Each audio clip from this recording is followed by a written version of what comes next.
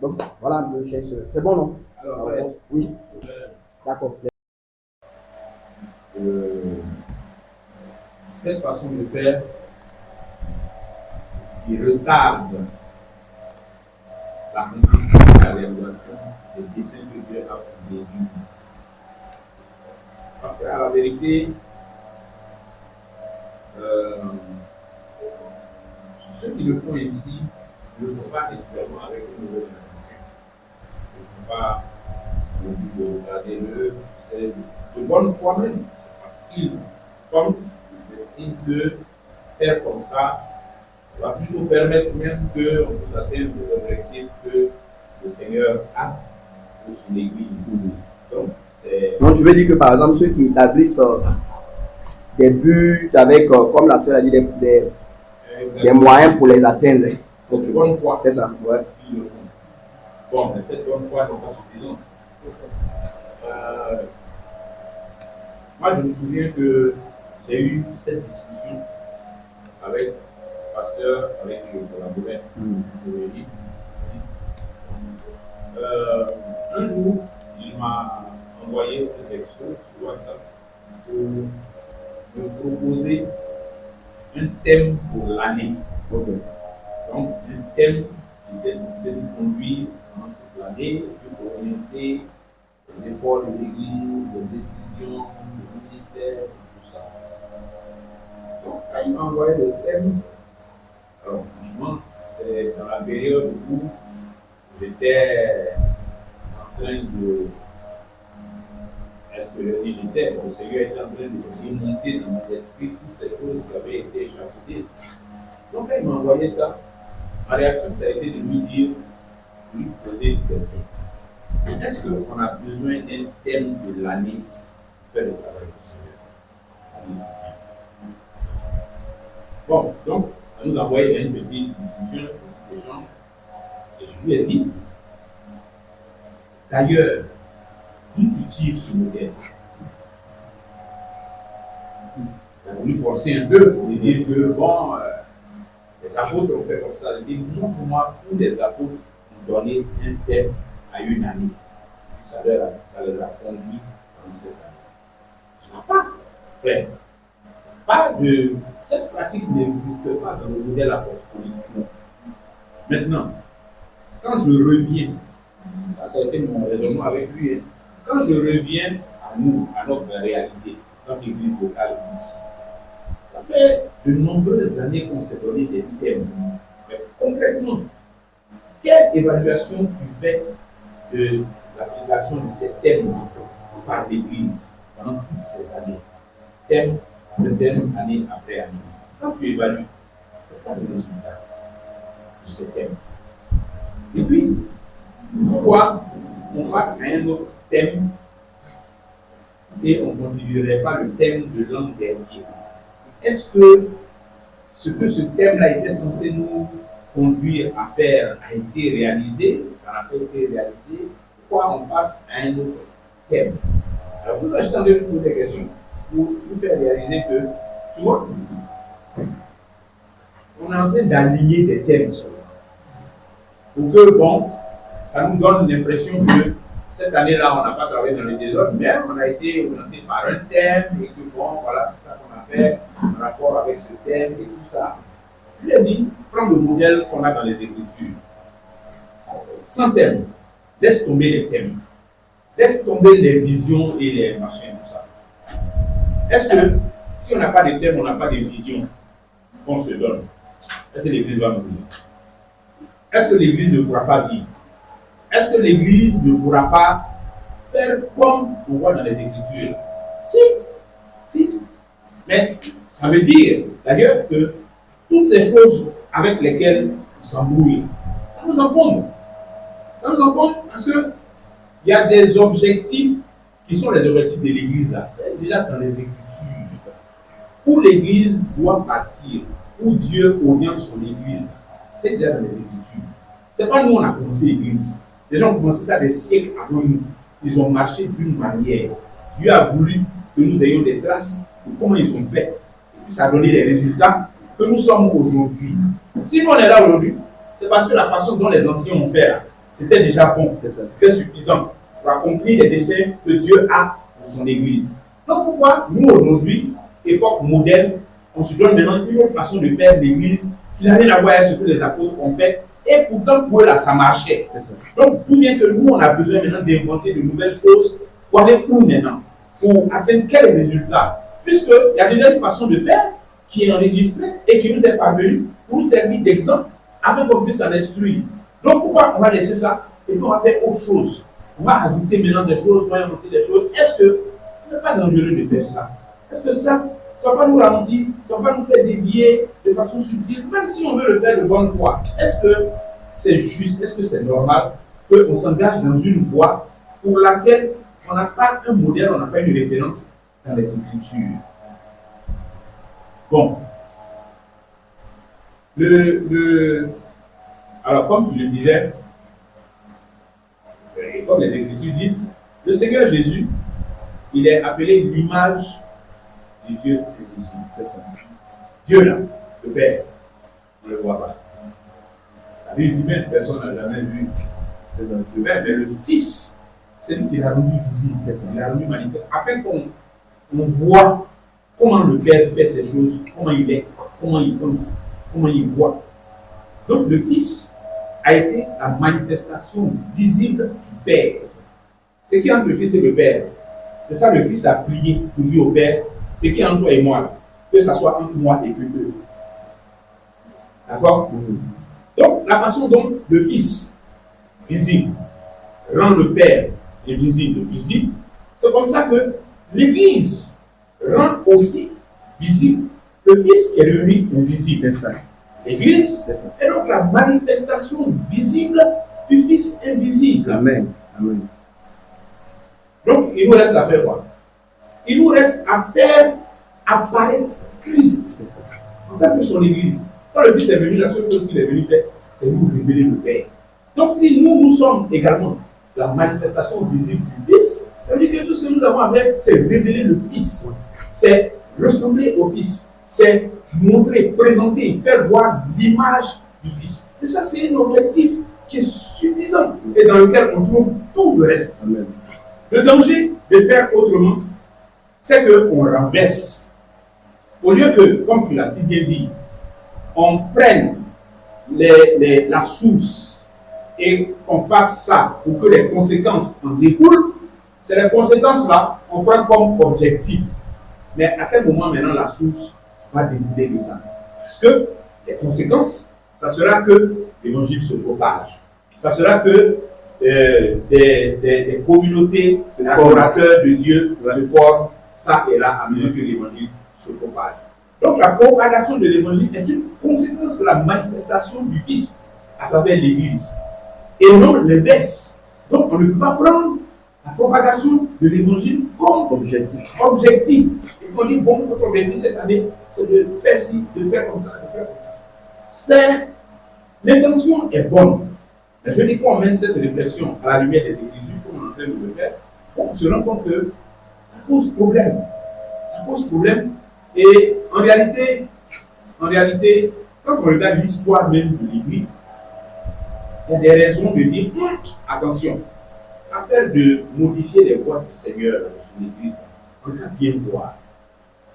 Quand tu vois l'histoire de l'Église, qu'on appelle aujourd'hui l'Église catholique romaine, à un moment donné, il y a beaucoup de choses qui ont été inventées et qui ont été ajoutées à la marche de l'Église. Mais on en voit les conséquences. On voit comment les déviations, les choses abominables qu'on dénonce aujourd'hui, ce n'est pas venu en un jour, ce n'est pas venu en un an, que du jour au lendemain. Non. C'est des choses qui sont venues doucement, subtilement, doucement. Et l'Église catholique romaine se réclame de qui? Se réclame de Pierre. C'est ça. Il dit c'est Saint Pierre qui est la pierre sur laquelle l'Église catholique est bâtie. Oui. Donc, les gens qui se réclament de Pierre, mais regardez la distance qui se trouve aujourd'hui entre eux et puis Pierre. La distance dans les pratiques, la distance dans la façon dont l'Église est.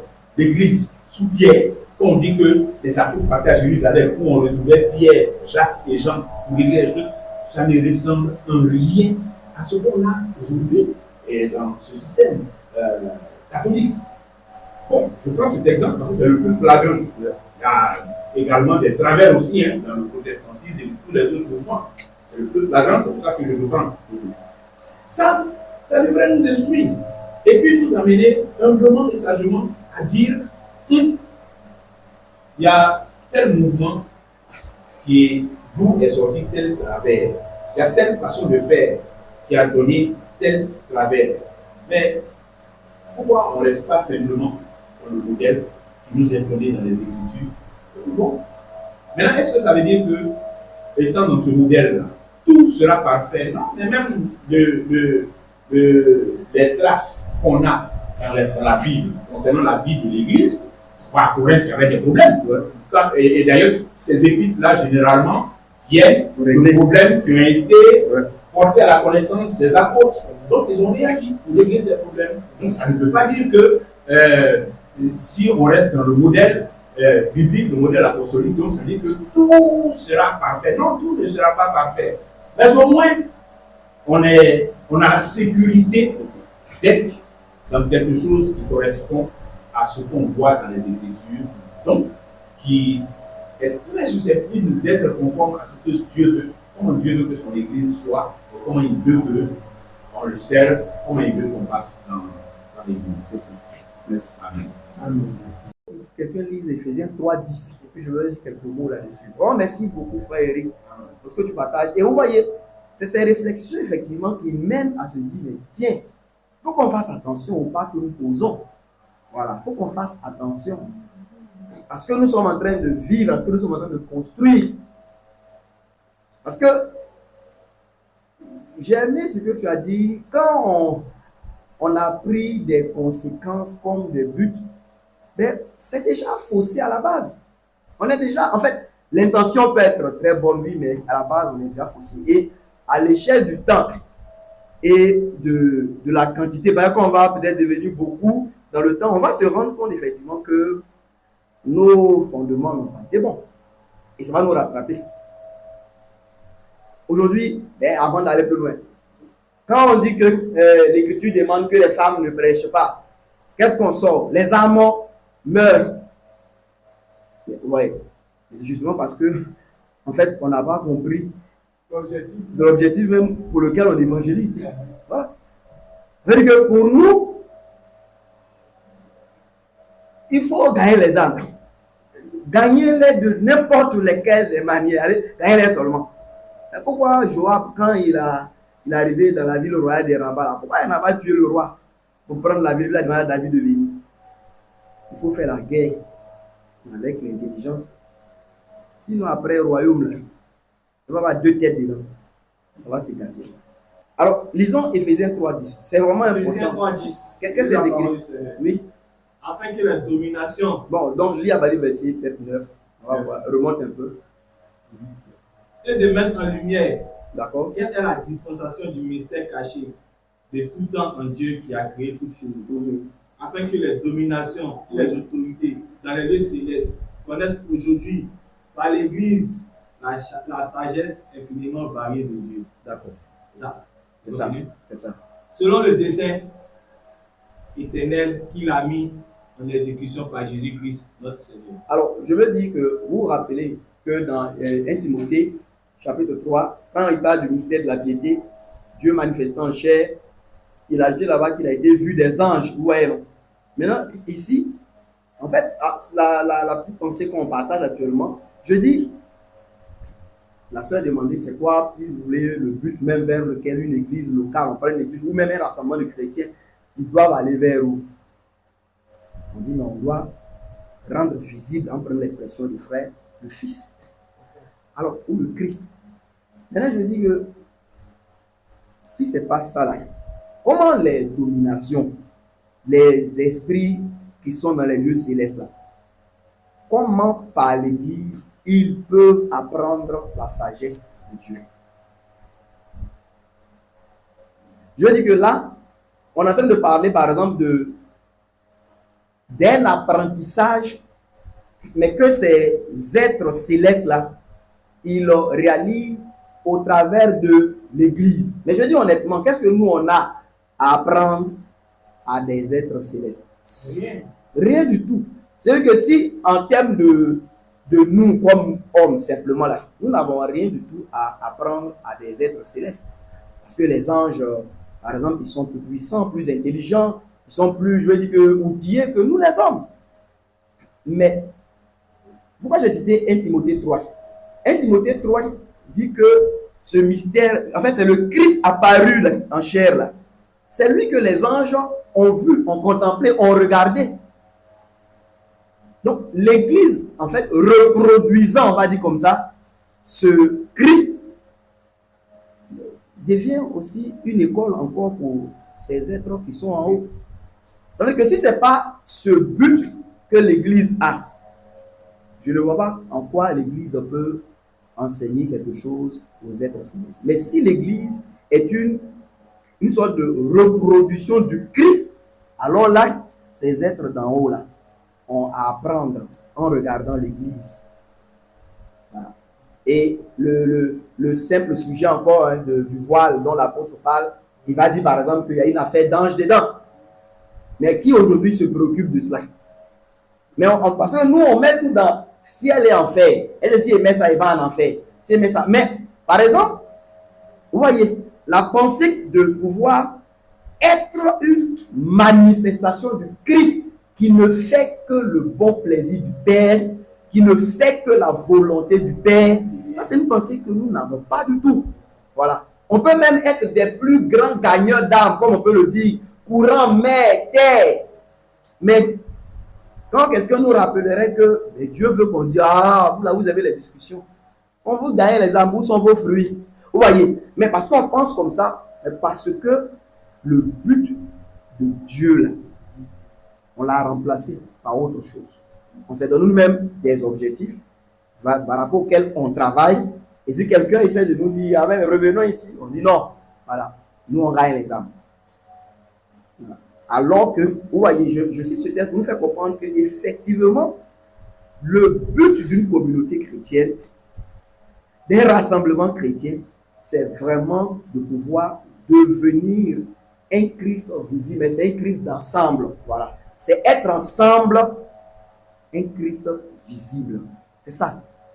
Et je répète encore que la caractéristique du Christ, c'est celui qui ne fait rien selon lui, mais qui fait tout selon le Père. Et une église, vous voyez, devrait marcher dans cette même lucidité. Parce que c'est à la seule condition, c'est à cette condition seulement que nous pourrons vraiment refléter le Christ qui ne faisait rien selon sa volonté. Alors vous voyez, à quel moment on a vu le Christ contester quelque chose du Père? À quel moment on a vu le Christ dire que oh, ça, ce que le Père dit ici, là, c'est vrai, le Père a dit ça, mais lui, il pense que c'est pas forcément, ça va pas l'envoyer en enfer. On ne voit pas le Christ marcher comme ça. Et une église, je dis comme ça, dans son accomplissement, serait en fait un ensemble de personnes, je dis qui sont devenues vraiment malléables aussi et qui ne font que toutes choses conformément à la parole de Dieu. Et ça, ce serait déjà le ciel sur la terre. Ce serait vraiment quelque chose de merveilleux parce que c'est vrai que c'est un groupe, mais les considérer ensemble, ce serait vraiment le Christ. C'est un Christ corporatif, c'est un Christ d'ensemble. Et je me dis que celui de qui le Père a dit, c'est mon fils en qui je prends tout mon plaisir, comme Eric l'a dit là, mais si l'Église lui ressemble entièrement, ben l'Église aura toute l'affection, tout le plaisir, toute la bonne approbation du Père. Je ne pense pas qu'il y a autre chose à chercher. C'est ça. Voilà. Et ressemblant à Christ, nous avons l'approbation du Père qui prend pleinement plaisir en nous, que ce soit individuellement ou ensemble. Ça devrait être l'objectif. Et dans cet objectif-là, comme il l'a dit, il y a des conséquences comme le zèle qui va envoyer l'évangile, la fidélité en ceci, le sérieux dans cela, mais ce n'est pas ça les buts. Voilà. Le but là, c'est cette manifestation du Christ ensemble. Amen. Que ça soit bien établi pour chacun de nous. Cela. C'est bon, non? Bien. Avant toi, est-ce que la sœur, c'est bon pour ta question? D'accord, merci. Mais pardon, ça là, je pense que ici même, on a besoin d'entendre ça encore. Parce que c'est vrai que c'est par la question de la sœur qu'on a ouvert un peu ça. Mais je ne pense même pas que nous-mêmes, on comprenne forcément bien toutes ces choses-là. Voilà. on a besoin de bien comprendre ça. Voilà. Et au besoin, il faut revenir, il faut reprendre ça pour que chacun de nous comprenne. Tout à l'heure, Hébreu 6 là, vous voyez, moi, ma croissance spirituelle, je me dis que c'est personnel. De toute façon, je crois là, ça dépend de moi. Quelqu'un n'a pas à mettre sa bouche dedans. Mais c'est pas vrai. Si on comprend ce qu'on vient de dire là, si c'est comme ça que Dieu attend une église, je vais me rendre compte que moi, le frère Sandé, mon infidélité dans l'enseignement là, ça affecte tout ce que nous sommes en train de faire. Et le frère Ange qui a entendu un enseignement, mais qui prend son temps pour mettre en pratique là, il nous retarde. Il nous retarde. Et c'est ce que l'apôtre dit dans Hébreu 6, que quand une terre reçoit la pluie, au lieu de produire des herbes utiles, elle produit des épines là. Il dit que cette terre-là, elle est prête à être maudite. Mais il parlait, si vous voulez, c'était dans la continuité de ce qu'il trouvait qu'il y avait du retard dans la croissance. Donc, vous voyez que, voyez, aujourd'hui, le frère qui est là, toi, tu es ici pendant combien de temps? Par exemple, je parle, Eric parle, on prie, on jeûne. Demain, on dit que, parce que c'est ce qu'on est en train de dire, dans le processus donc de représentation de Christ, il veut que à Korogo, il y a aussi une communauté qui le représente là-bas. On veut t'envoyer, mais tu n'as rien appris. Là, pendant ce temps, tu viens t'asseoir ici, là. Tu n'as rien appris. Qu'est-ce que tu es en train de faire là? C'est retardé. Tu vois que l'affaire de non, moi, ma croissance, ça dépend de moi, je prends mon temps, c'est pas vrai. C'est pas vrai. C'est toute l'œuvre de Dieu que tu mets en retard comme ça. Ouais, mais quand moi, le frère, je comprends ça comme ça, j'ai dit tout à l'heure que même le ministère que j'exerce, je le fais avec sérieux. Si je reçois un enseignement, je suis prompt à le mettre en pratique. Parce que je ne vois pas juste moi, je vois le corps dans son ensemble qui est en train d'aller vers une représentation de Christ. Voilà. Et je ne veux pas, moi, être voilà, celui-là voilà, qui va retarder les choses, qui va mélanger les choses. Parce que demain, là, quand quelqu'un vient au niveau de la communauté ici, là, le comportement de Ange peut faire qu'il va partir. Voilà. Même si Eric enseigne bien, mais quelqu'un peut venir, il va dire qu'Élie lui a parlé mal à l'église, là, il parle mal, il s'en va. Donc on voit que le fait que l'enseignement soit bon ici, ce n'est pas suffisant. Il faut que les frères et les sœurs aussi soient bons. Mais s'ils ne sont pas bons, le mauvais comportement au milieu de nous là va faire que quelqu'un va être brisé. Et puis il est parti, il va dire que quand quelqu'un va dire que je connais une assemblée, ils font quelle assemblée? C'est toi, là. Il dit quoi? Il dit, là-bas, des papatouillas, c'est mon papatouillas. C'est vrai, il dit oui. Là, il appelle truc là. Et puis les preuves sont là. Même si ce n'est pas tout le monde qui fait, mais grain qui est au milieu de nous qui fait papatouillas là. Regardez le nom de tout le monde. Donc on voit que, mais quand la personne vient, écouter l'enseignement, oui, merveilleux, mais rencontre des chrétiens merveilleux, alors vous voyez que on est vraiment un corps qui représente Christ ensemble. La personne dit vraiment ce que je cherchais, je l'ai trouvé. Donc, il ne faut pas que quelqu'un parmi nous soit négligent, soit on entend un enseignement, on fait comme si ça ne nous concerne pas. Voilà, c'est les autres, chacun de nous a sa conviction dans l'église là. Moi, en tout cas, telle chose, en tout cas, moi, en tout cas, je viens, je fais ma prière. Tu ne parles pas à telle personne, ou bien il y a des gens avec lesquels. En fait, toutes ces choses-là, c'est une totale. C'est un aveuglement sur vers quoi on est en train de partir. Que Dieu nous accorde grâce de bien comprendre toutes ces choses-là. C'est important. Amen. Amen. Voilà. Oui. Ta question. Est-ce que le fait qu'elle dit que si on est église, ça passe sur le fait d'élever, il est de l'enseigner de prières. On n'est pas basé sur le fondement du Seigneur, il parlait de Jésus. Il parlait dans Matthieu 18. Matthieu 18, verset 18, disait 28. Matthieu 18, 28, verset 18, disait Jésus s'est approché, leur parlant ainsi. Tout pouvoir m'a été donné dans le ciel et sur la terre. Allez faire de toutes les nations les disciples, baptisant leur au nom du Père et du Fils et du Saint-Esprit. Enseignez-les maintenant ensuite, après l'avoir baptisé, après avoir fait des églises là, enseignez-les maintenant ce que tu as enseigné là. Enseignez tout ce que l'Église a prescrit. Voici le Seigneur avec vous jusqu'à la fin. Si, si. jusqu'à la fin du monde. On appelle ça même souvent la grande commission. Le problème, c'est que, est-ce que tu as remarqué qui sont ceux à qui le Seigneur a dit ça? En fait, il veut dire que les gens qui établissent tous des principes d'objectif de aller ici, atteindre tel groupe, est-ce que c'est pas ça qui se base? J'ai dit que oui, la plupart appellent ça même la grande commission. J'ai dit que Jésus a demandé à tout le monde d'aller, allez-y. Mais je vais dire que, est-ce que tu réalises à qui Jésus a dit ça? L'apôtre qui ressemblait, bon, pas forcément totalement à Christ. Mais je vais dire, faut pas te fatiguer. Jésus, là, pendant son ministère, par exemple, à un moment donné, on dit qu'il avait nourri au moins 5000 personnes, non? Mais il n'a pas donné ça à 5000 personnes. Hein. Je veux dire que c'est aux 11, c'est à eux il a dit ça. Ce qui veut dire que, c'est ce qu'on attend de dire là. Ça rentre dans, parce que son enseigné leur a observé tout là. Mais ceux qui prennent pour but d'atteindre, le problème c'est que souvent, leur but c'est vraiment atteindre. Mais l'aspect de enseigner à observer tout là. Mais quand on enseigne à observer tout, finalement on va rejoindre ce qu'on est en train de dire là. C'est que des gens qui observent tout ce que le Christ a prêché là, ou enseigné, mais à qui vont ressembler? Voilà. Donc tu vois que il ne change pas, son objectif est là. Donc prêcher, comme on l'a dit, ce sont des moyens pour atteindre cet objectif. Mais quand quelqu'un même déjà à la base, l'objectif, il a déjà renversé. Mais le moyen là, il a mis le moyen comme l'objectif. Je dis que son objectif c'est atteindre les peuples reculés, les nations non atteintes. Mais le Seigneur, il n'a jamais dit qu'il veut atteindre simplement des nations. Il a dit qu'il veut des gens qui sont conformes à son image. Mais si aujourd'hui, je veux dire que ta fille, par exemple, tu l'envoies à l'école, c'est pas juste parce qu'il faut aller à l'école.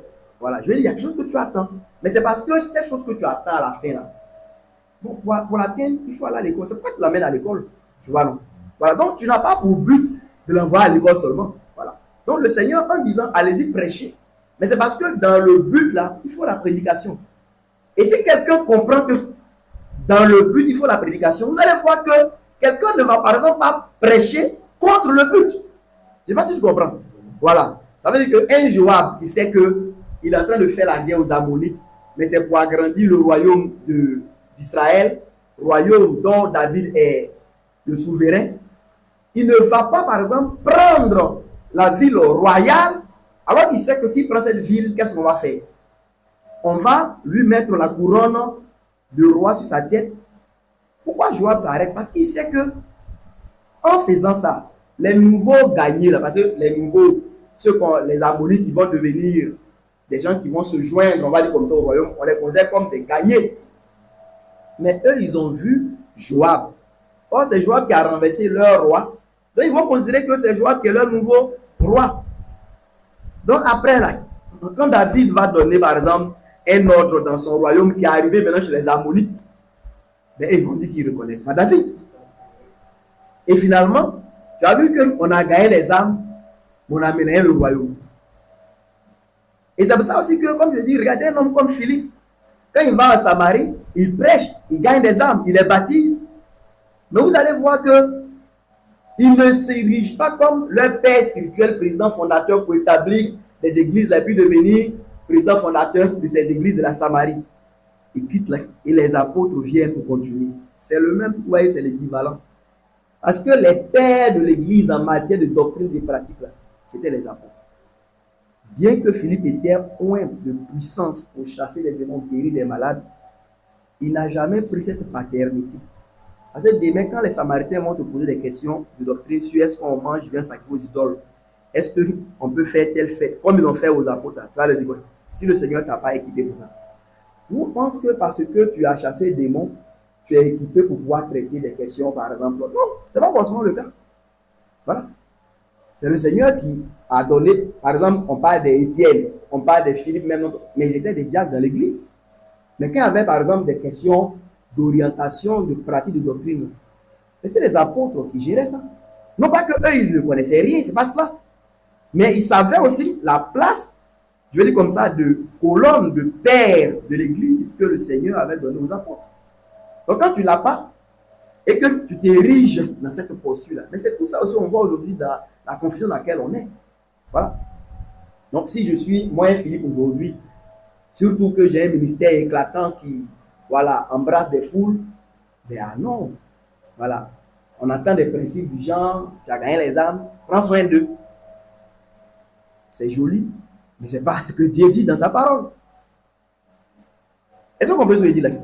Mais quand on a perdu cette sagesse, moi je dis qu'on peut prêcher contre le but.